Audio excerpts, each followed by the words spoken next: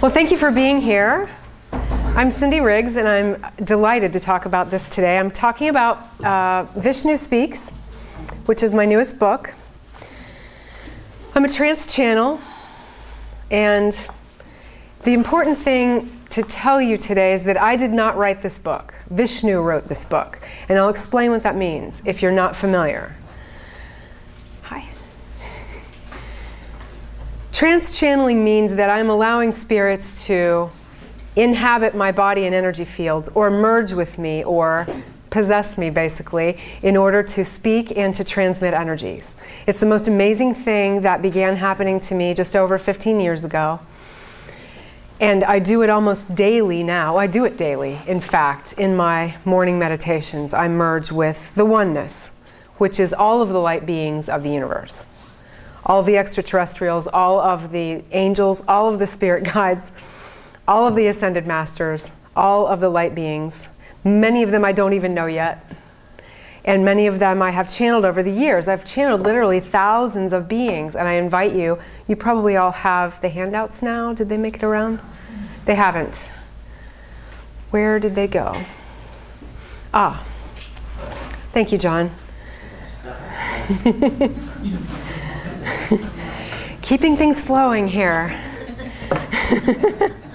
My website is cindyriggs.com. I should write that up here.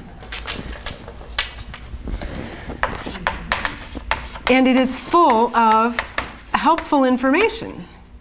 I have provided, geez, come on. Write my own name. I've provided dozens and dozens of channeling transcripts that you can read. If you want to read what Jesus said, or Buddha said, or Archangel Michael, or Mother Mary, or Muhammad, or the Elohim, or many, many collectives, wonderful words of wisdom available for you. People are always asking me, well, how did you get started with channeling? And I have recorded that on a podcast, so I don't take up all of our time today with that. But I have two podcasts. They're only about 8 minutes each, and they're both available from my website. One of them is The Key to Awakening, it's called. That's my story of how I awakened to all of this. And then the other one is called Intro to Channeling, or Introduction to Channeling. And that's how I got into this, what I'm doing today. So instead of getting into all of that, I want to tell you about Vishnu. Have you heard of Vishnu? Has anybody heard of Vishnu? Awesome, yes. Hindu god. He's one of a trinity. Depends on what school of thought you're talking about. But he's a supreme creator god. So on April 1st of 2010, I'm sitting in my office. I go into my trance, as I always do, waiting for a spirit to approach to see who wants to speak, because I never have any preconceived ideas of how that's going to happen. I just show up. I see a trident. And I think, well, maybe it's Shiva. Well, Shiva's one of that trinity, okay? And then I heard the name Vishnu, and I thought, well, okay. I've channeled some Hindu gods before, Ganesha. I've channeled Shiva before, Durga. You know, there were a few that I had met and channeled. But Vishnu, I'm like, well, that sounds like a Hindu god. Okay, sure. I don't know who you are, but you feel really nice, and so come on in. And anybody who doesn't get the handouts, you can get them later. So I proceeded to merge with Vishnu. He was the most intense energy I had ever merged with to date at that point. I was blown away. I saw this color of, well, it's similar to this. What's it called? The Tibetan robes, saffron. I saw the color of saffron, like that burnt orange color, while he was coming in. His energy blew me away. His information blew me away. He said, will you please allow me to merge with you every morning so I can work with you, work on you energetically? And I said, sure, okay, we'll do that. So we started doing that, and then I heard that he wanted to write a book, and I'm like, are you kidding me? I don't have time for that, you know. So he said, no, don't worry about it.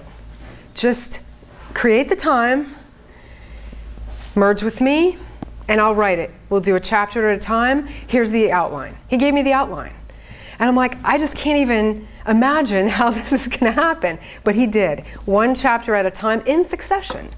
But what I had to do was get up at 5 a.m., have a little space created where it was quiet, nobody was going to bother me, and that happened. So I'm here to tell you about a relationship I've had with Vishnu, a very intimate relationship. He says, I am Vishnu, God of gods, supreme God, masculine aspect of creation or creator. And what I want to tell you about this book is that it is pretty masculine. He does not, it's not very thick, as you can see. It's only 80 pages, I think. He does not put any fluff in here. He gets right to the point.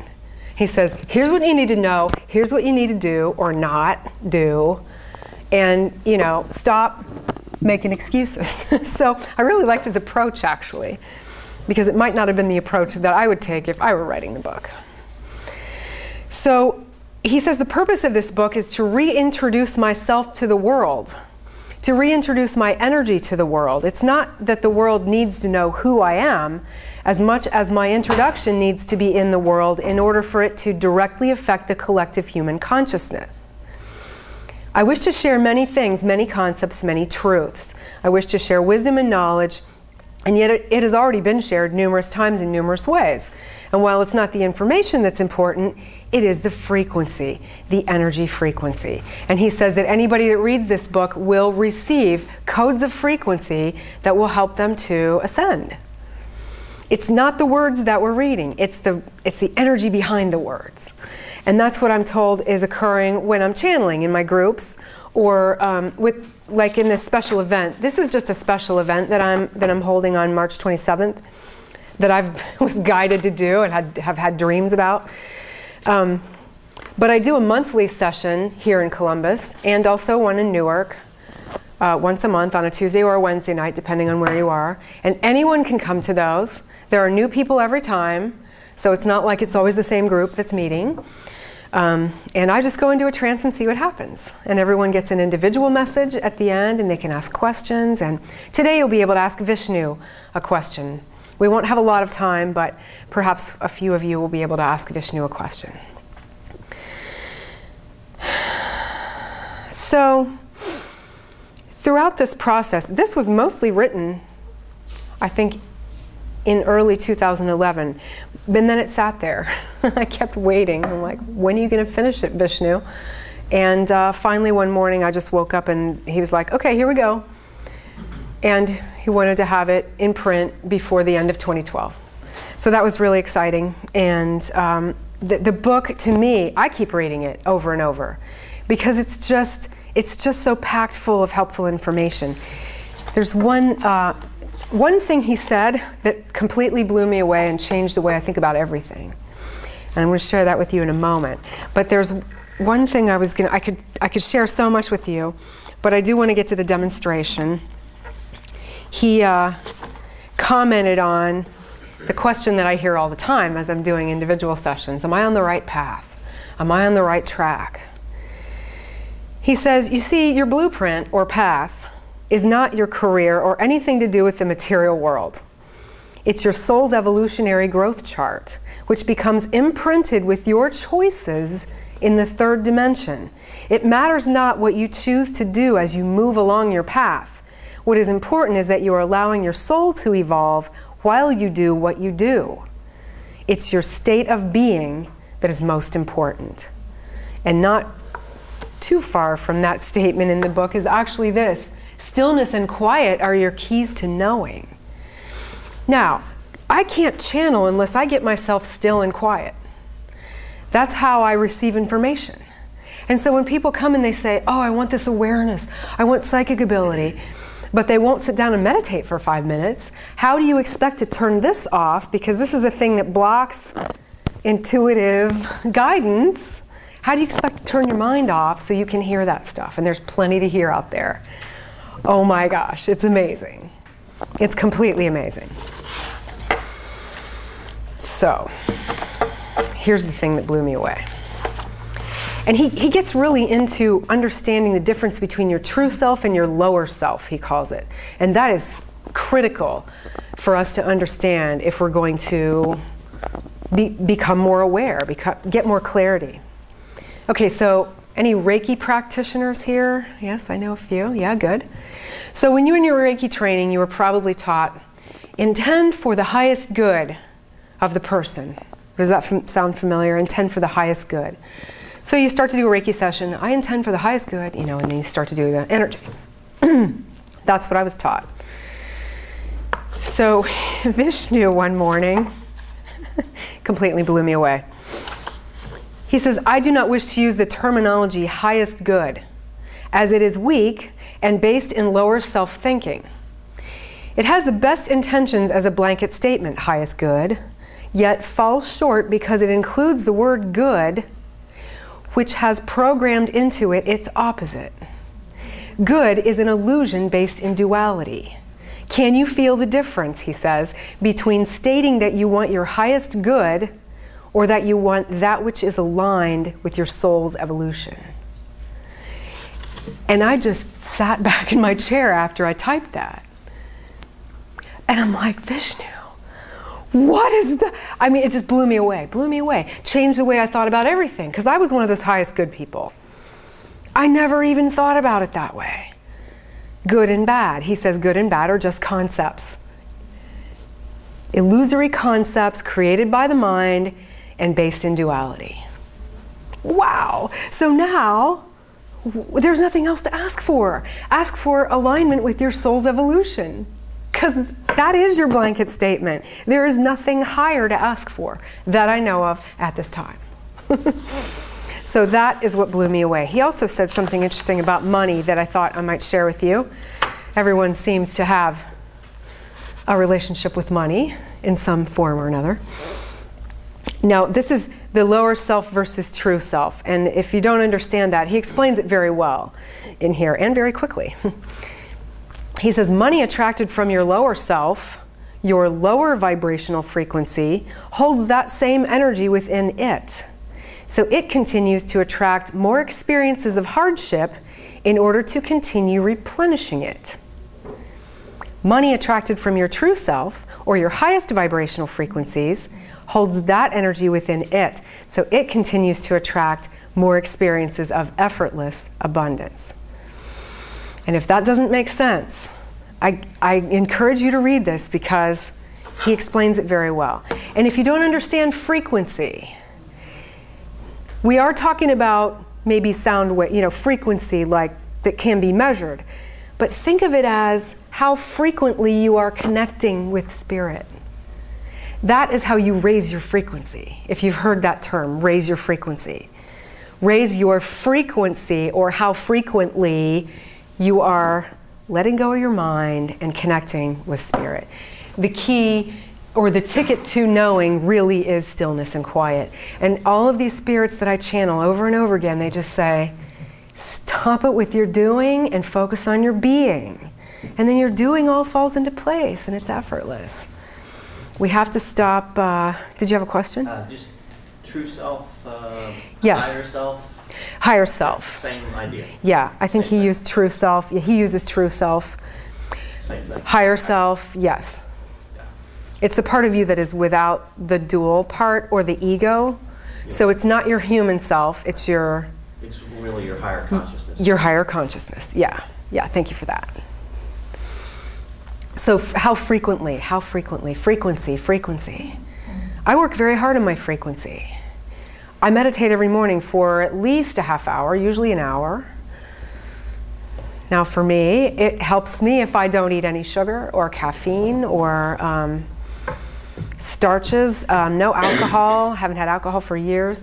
I eat a really super healthy diet. I'm kind of hardcore with that.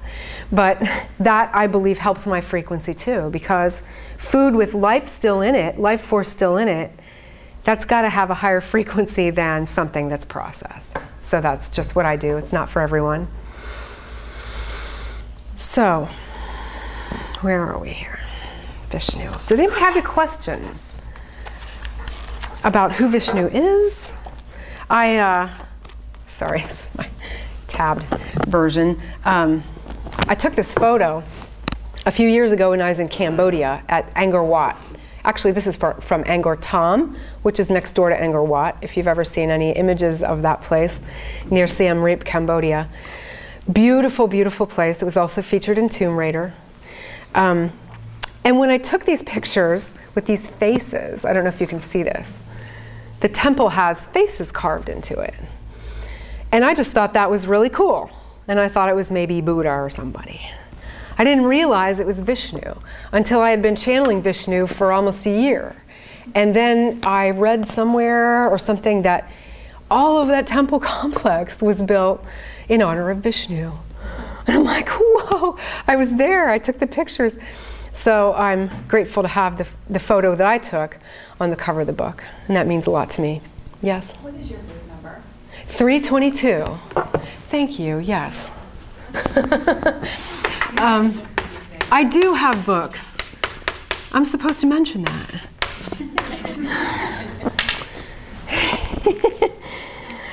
Yes, I do have books available. They're $15, and I'd be happy to sign them. It's also available on Amazon and Kindle. There's a Kindle version if you prefer the electronic version. So, in a moment, I'll merge with Vishnu and have him speak to you. Does anybody have any quick questions about channeling? I'll sort of describe the process as I go through it, the way that I do it. Everybody does it a little bit differently. But, yes? How do you know that it's them coming through when, like, you ask the name, it's Vishnu? How do you know that it's not your ego mind telling you that and that's who it actually is? Yeah, that is a great question. And I'm not sure I can say how I know, I just know. It is a knowing, but at the same time I have 3 spirit guides whose names I know. And I ask the spirit who approaches me if they are from the light, as I would ask any spirit.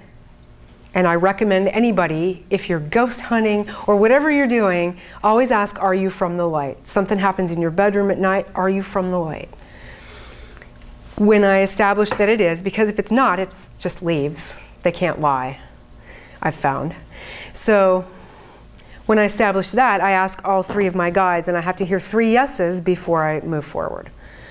But I'm already in a trance, so my ego's disconnected, and that's how I'm certain about who it is. And I just trust. There's a lot of trust with this, and a lot of surrender.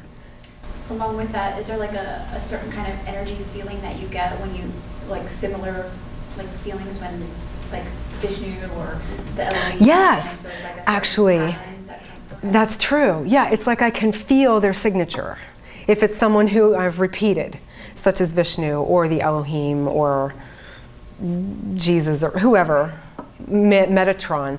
Archangel Metatron is one I've worked with quite a bit for most of the time I've been doing this, and he has a specific signature. Now, when I encountered Archangel Azrael, the angel of death, he just felt so much love, but I could see just this ball of gold. Like it looked like an atom with all this gold stuff like flying around, and I'm like, angel of death? You know, but then it ended up being amazing, and that's for future writings, because he's got some really cool stuff to say. Really fascinating stuff. What else can I tell you? What else do you want to know before we get started about this process? I really am blown away by just how to the point he is and how succinct. Yes, John? Is Vishnu comparable to like gods of other faiths, Christian, Muslim, and so forth? Which god would it be? Let's see, it depends on from which belief system of Hinduism, believe it or not. There's a Vaishnavism, I think I forget how it's pronounced. Some believe that Vishnu has incarnated 10 times, including Rama and Krishna.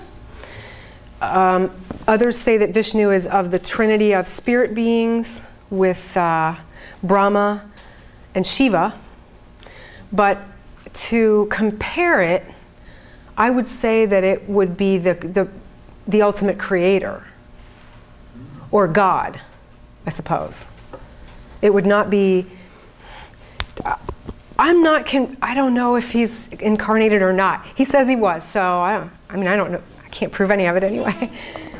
I'm sorry? Can I add to it? Yes, please. Well, you know the word Vishnu? Yes. Anu means atom. Atom, Anu, Vishnu. Vishnu, So the last part, Anu, Anu, means atom. Adam. And Vish means living in. Atom. Living in Adam. So, you know, so that's the literal meaning of it. So Vishnu, Is the creator, so he lives in every atom, so he's like everything. he lives in every atom. So that's what the name Thank you for that. That's beautiful. Lives in every atom. So he's kind of like an adamantine particle, So he's the which is creator of everything. creative of And everything. he's Yeah. in everything. And so when I read about him after I channeled him the first time, I'm like, whoa, no wonder his energy was so intense. He's the creator of all those Hindu gods, you know? Yeah, thank you. Thank you very much. And you know, he even says in here, how is it that Cindy can channel me when she's not Hindu? She wasn't Hindu when she met me, and she's still not. You have to be born into Hinduism. You can't just become a Hindu.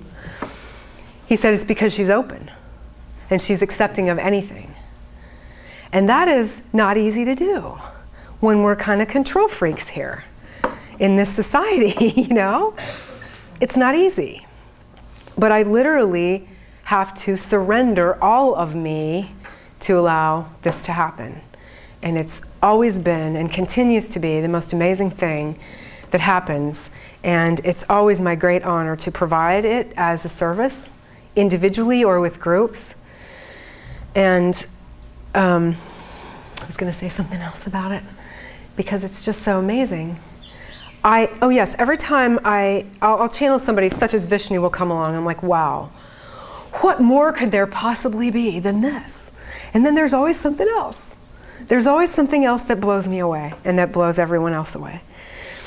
And so this special event, before I go into a trance and forget everything, this I've seen twice in visions, actually. I don't think they were, I can't tell the difference between a dream and a vision anymore because I'm so out of it during my meditation. But I've seen this occurring, and the Elohim want to come in. The Elohim, now that's a Hebrew word for gods, and they tell me they're creator gods. So that's going to be an interesting, interactive, like hands-on healing type experience with also some information about how to healing. So that's pretty interesting. I'm excited about that. I've channeled the Elohim for quite a bit, for a long time, I mean. And I can't even tell you how many there are. But the interesting thing about my groups is that we never know what's going to happen. And that's what's so exciting about it. Each one is different. Any other questions? What was your first experience like when you channeled? Did you sit down to channel? Oh, yes. And that's what I explained in the podcast, actually. No, I did not sit down to channel. I was being awakened at 3:15 every morning, and somebody said, write down what comes to your mind. So literally for months, it was one word at a time. I was just clearing my mind and waiting for a word and writing it down. Not even caring if it was going to make a sentence, just practicing that. Now, that was my process, and it was very slow. And that evolved into the ability to hear a word and speak it, like relay it. And then my one guide, who I met in a dream, teaching me how to actually merge with the spirit and then letting them speak. So that, I explained that on the podcast, but that was a very slow process. Now, because I have established that process for myself, I can literally put people under hypnosis, and almost everyone can channel when I do that, because I guide them through the process of merging with their higher self or another spirit, and they can do it much more fluidly and quickly than I did in the beginning. So it was like that. It was just clairaudient words. That's how it started, but that's described more in detail. If you get a chance to listen to that, I have a links and info page, and it's on iTunes. You can just do a Cindy Riggs search on iTunes, and it's there. Anything else? Anyone else? Okay. There are a lot of hymns and chants in Hinduism for Vishnu where you attract Yes. and listen to them after. Not really. I looked it up. There's one. It's just maybe a, and I don't even remember it now because so much happens. You know, I've been channeling this oneness, which is like everybody, including Vishnu, and so I've gotten a little distracted. But yes, I did look up one phrase that is supposed to invoke Vishnu, except I don't need to invoke Vishnu because all I have to say is Vishnu, and he's right here for me. But now I am always interested in Hinduism, always been interested in that realm, and yet I have never really asked for something or asked for a specific spirit. And that's another thing. This whole process of 15 plus years, unless I have channeled a spirit in the past, and I want to specifically channel them again, for some reason, that's the only time I've ever asked for a spirit. Otherwise, I just wait, because I believe they have much more wisdom than we do, and they know what's appropriate for the group that's here, or the person who's in my office, or whatever. They know what's aligned with the soul's evolution, right? So, and I think that's important because I wouldn't have had these experiences if I had been limiting myself to Christian deities or Hebrew, you know, like I'm open to everything. I channel Anubis quite a bit. He's the jackal-headed god of ancient Egypt, the god of the underworld. That's a whole fascinating realm, and I have a transcript on my website about that. Fascinating. He works with me a lot, especially when I'm doing depossession work or, you know, spirit releasement, because sometimes I've found it's not appropriate for the spirit to go to the light. They have to go to the underworld for some rehab, it's called. And Anubis is a wonderful, loving being that I work with all the time. So I work with a lot of extraterrestrials too, and they're very helpful and full of wisdom. I've channeled Anunnaki, which were from the light. I've channeled Pleiadians, Arcturians, Lyrans, Draconians.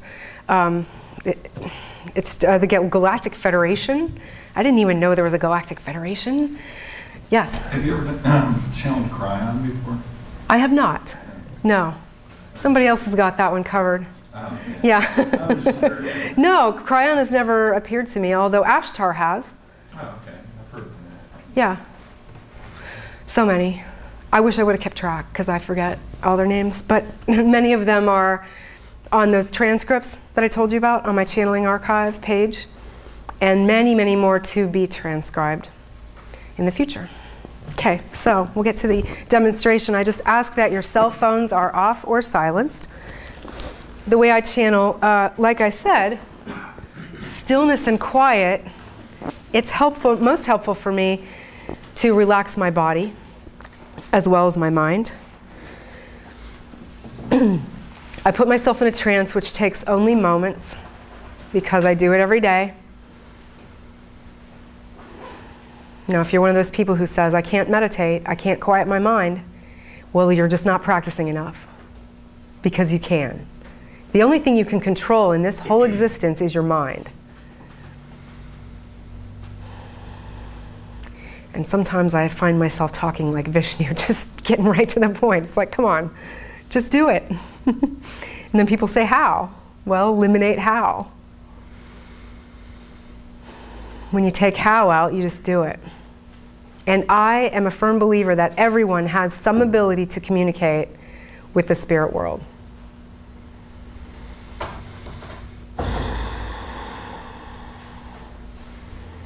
I begin every session with the Lord's Prayer in the ancient language of Aramaic, which is very Hebrew, or very, well, it's Aramaic, not Hebrew, but it's very Christian-oriented, I guess. But I like the energy of the prayer, so I'd like you to close your eyes and feel the prayer, not hear it. It'll raise your frequency, it'll raise the frequency of the room, and it'll help to clear out any negative energy. Abun de Bushmaya, Natkara Shmach, Tete Malkuta, Nechwe Sivyana Akana de Bushmaya af Baaraha, Havlan Lachma de Sunkanan Yahmana, Wash Baklan Halbain, Wachtahain, Ikana de Fhanan, Schwakan Hayabain, Wela Tachlan Nit Isuna, Ela Patsan Min Bisha, Betuli Lache Malkuta, Wahala Witesh Buchta La Alama Min. Amen. And if you ever want to hear it again, there's a sound icon on my website. You can just click on it, clear your house with it, clear yourself with it. Only high-level beings and energies of light and love are welcome in this room. Only high-level beings and energies of light and love may approach us. That's also my most powerful statement for protection and clearing. The high-level beings know who they are. Vishnu. I'm merging with Vishnu now, who enters my body in my crown center and my heart. If you are one who sees energy, you might see this taking place.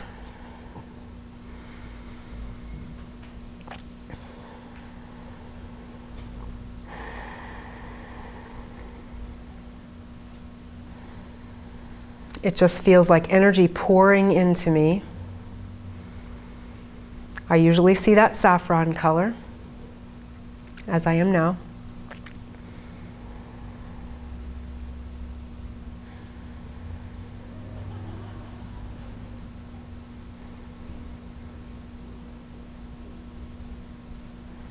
I don't have anyone to field questions here today, so just take turns if you would. And John, if you would tell me when it's about 10 till. Okay. Thank you. So what's going to happen is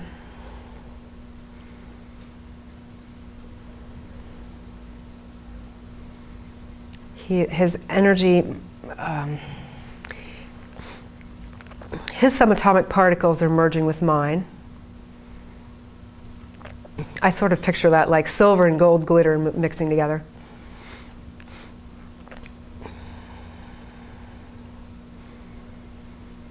And I apologize for my voice. I am getting over a cold. Maybe Vishnu won't have one.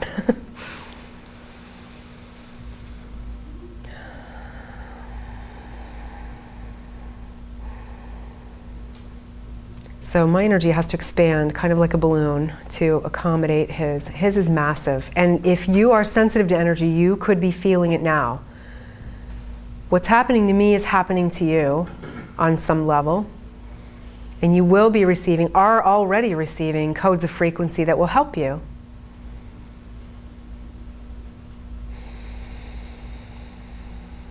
If you're not sure if you're ready to receive codes of frequency, then they will just hang around your energy field until you're ready for them.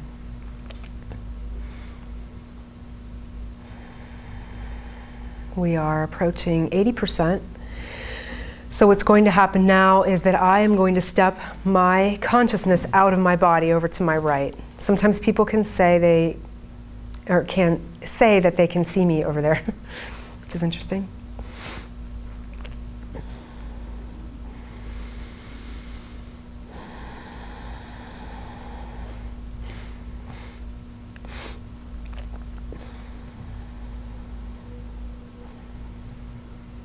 So I'm going to leave, and then Vishnu will finish the integration and then speak to you and then answer your questions.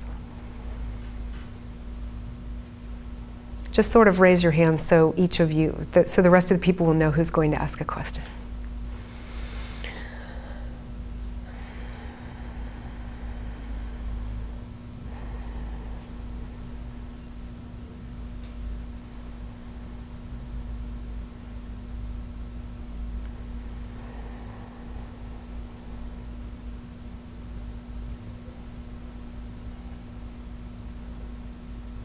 I am Vishnu, God of gods, pleased to be in your space today, pleased to have the opportunity to speak with you, to affect you with my energy frequencies. Put yourself in a state of allowing. Do you know what this means? Allowing. It is as though you are opening up your energy field, and yet, are you making yourself vulnerable? Yes. But what are you vulnerable to? There is only high frequency energy here right now in this time. Are you vulnerable to the person sitting next to you? Perhaps. But I am raising your frequency so much that there is no danger of absorbing other people's energy unless you are thinking about it too much. And that's what I wish to talk to you about, what you are thinking about too much.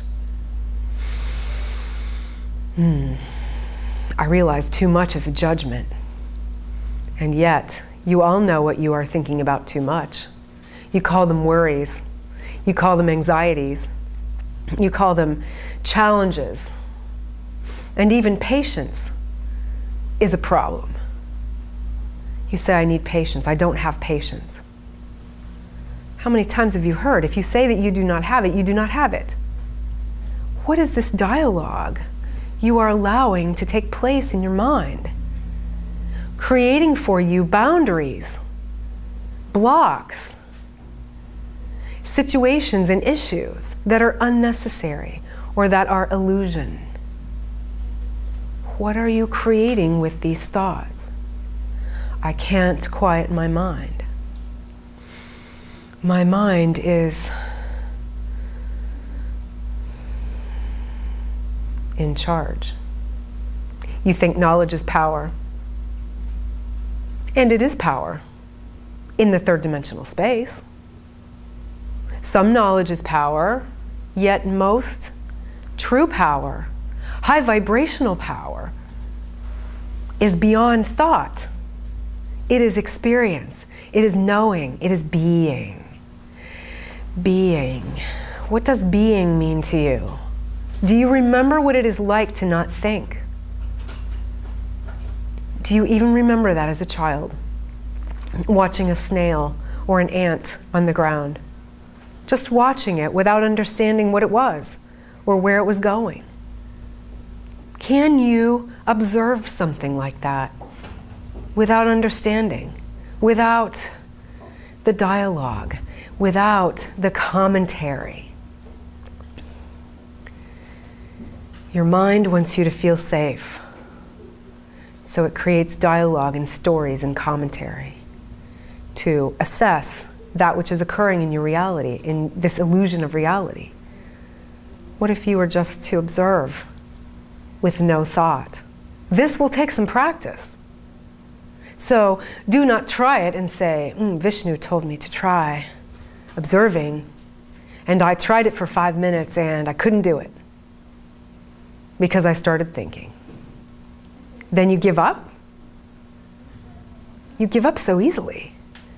You didn't give up when you were learning to walk, did you? Or when you were learning to spell or write your name? Why are you giving up now? Why has your society taught you that it should all be established by high school graduation or college graduation, and then you are who you are? Your beliefs are intact. Your understandings about yourself are intact, and you just be now. You just live your life. Ridiculous. Because every moment is an opportunity to choose a new belief, to choose a new thought, to choose a new way of understanding your self, your true self. What does it take to understand your true self? Can you guess? It is not thinking. Then how are you to understand anything without thinking? Because understanding, true understanding, happens here, in your heart center, in your very center, where the spark of life exists, where your access to the creative force exists. This is your center of knowing, not this. This, your third eye, offers you the opportunity to see within your mind's eye. But that is not your mind. It is your mind's eye. It is the eye of the eye. The eye of your true self. If your eyes were situated here at your heart center, then it would be perfect. Much easier to understand that which you are feeling. knowing. The truth is, if you were not thinking, you would know so much more. Because you would remember who you are from many, many times and places. Perhaps too much to grasp at once. But if you entertain this idea, perhaps more information will come. You are all being guided in all ways. But you can't hear, see, feel, or know that guidance while you are thinking and worrying and planning and telling stories, especially telling stories. Stick with facts. The fact is, you are an eternal, perfect soul. End of story. That is the fact. Anything else that hinders that process is illusion. That's the bottom line. Realizing that all of you have a certain configuration of issues, a certain configuration of memories, experiences, all of those things configured into your frequency, none of which are static. You are dynamic. When humans say, I am afraid of change, you are trying to make yourself static.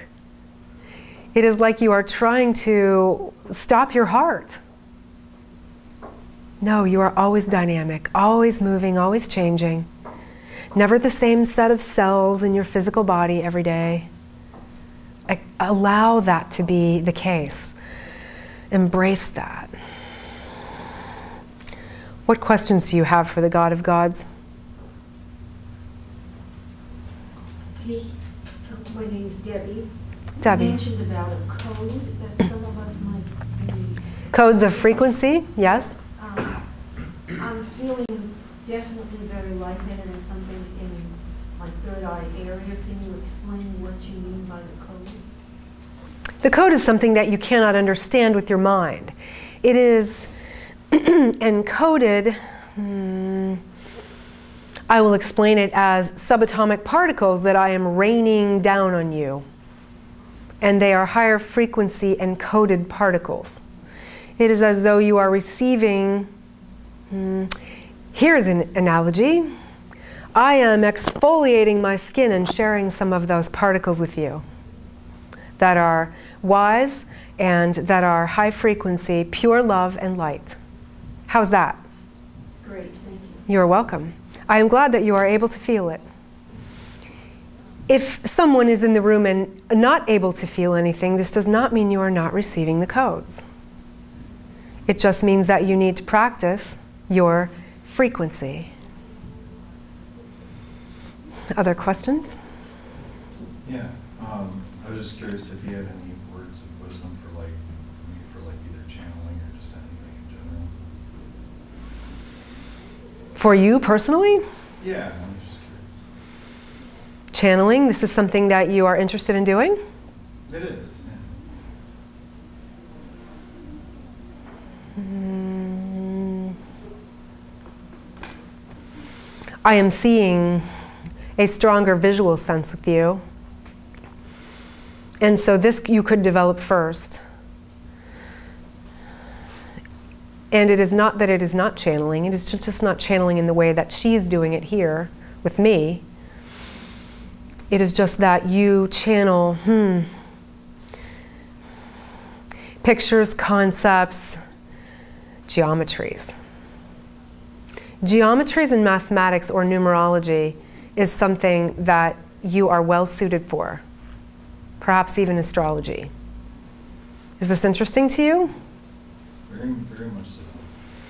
Follow that which is easiest for you.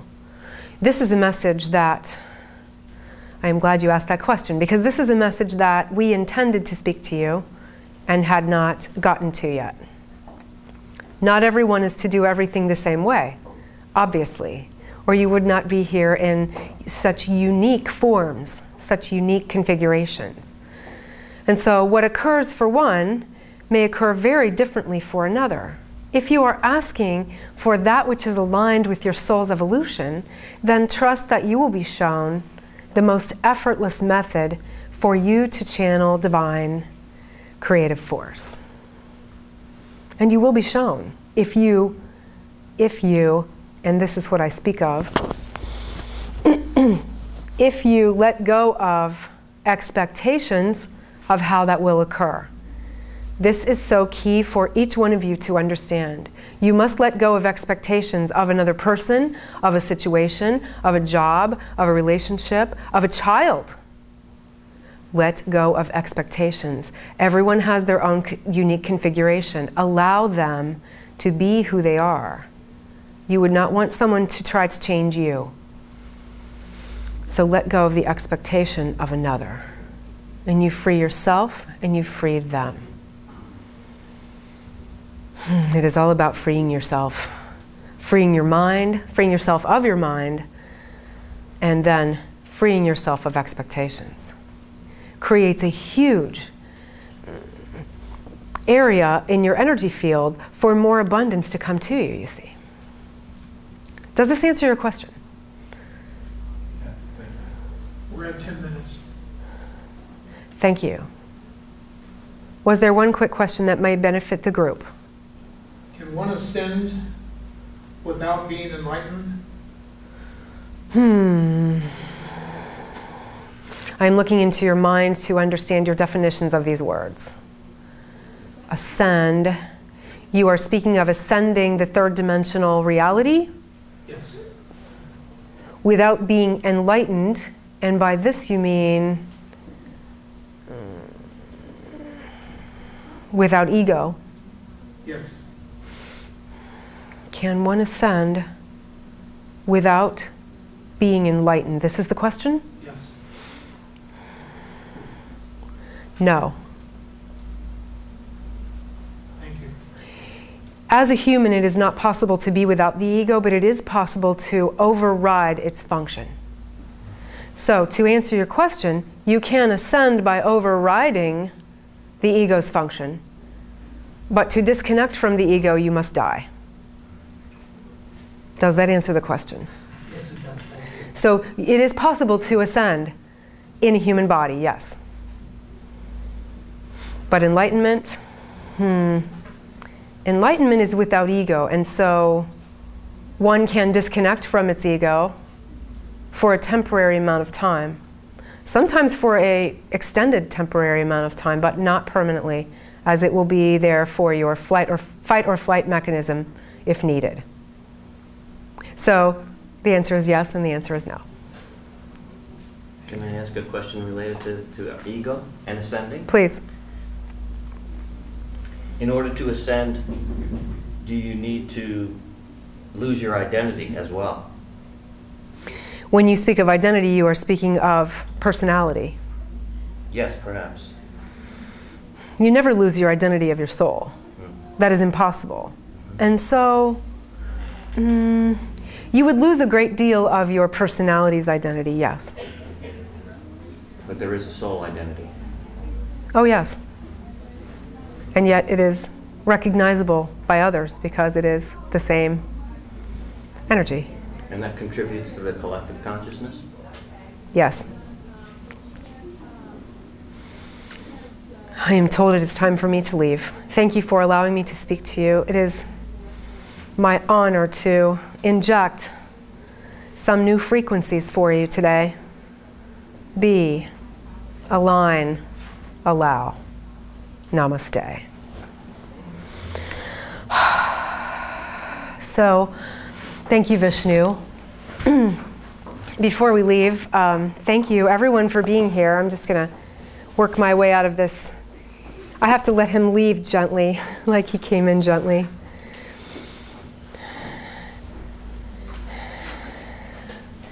So thank you so much. I hope that was interesting to you. I hope if you're interested, you'll have a look at the book because it fascinates me, and I've gotten a lot of good feedback from it.